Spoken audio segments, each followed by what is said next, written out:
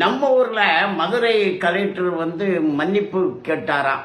அவருக்கு மார்ச் மாதம் 2ஆம் தேதி நீதிபதி வர சொல்லி இருக்கிறாரு.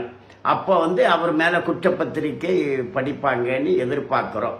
எனக்கு தெரிஞ்சு பொதுவா மாதிரி வழக்குகளை இவன் இங்க நம்ம ஊர்ல போலீஸுங்க விசாரிச்சா போதாது. சிபிஐ விசாரிக்கலாம், என்ஐஏ விசாரிக்கலாம், தேசிய புலனாய்வு அமைப்பு விசாரிக்கலாம்.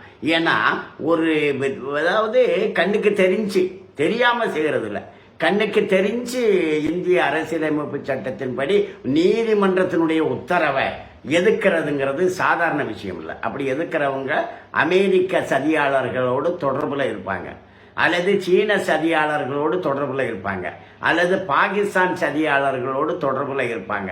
ஏதாவது இருக்கும். முதலமைச்சரோடு தொடர்பு இருக்கும். முதலமைச்சர் சொல்லாம அவர் செய்ய மாட்டார்.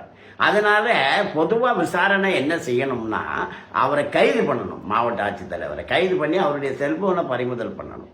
அதோட இந்த முதல்வர், துணை முதல்வர் எல்லாம் இருக்காங்கல்ல, சேகர் பாபு எல்லாம் இருக்காங்கல்ல, கோயில் இல்லை கணக்கு வழக்கு பார்க்குற அமைச்சர் இருக்காருல்ல, இம்மாதிரி ஆளுங்களை கைது பண்ணி இவங்க செல்போனெல்லாம் ஒப்பீடு பார்க்கணும். அதை இவன் அழிச்சிருப்பாங்க. அழிச்சிருந்தாலும் அதை எடுக்கிறதுக்கான எந்திரங்கள், அமைப்புகள் எல்லாம் இருக்குல்லவா, அதில் கொடுத்து இந்த கலெக்டர் எங்கெல்லாம் பேசியிருக்கிறாரு, என்ன சதி திட்டம் போட்டாரு, என்ன திட்டம் அப்படிங்கிறத நம்ம தெரிஞ்சுக்கணும். இது பெரிய ஒரு தேச துரோகம்.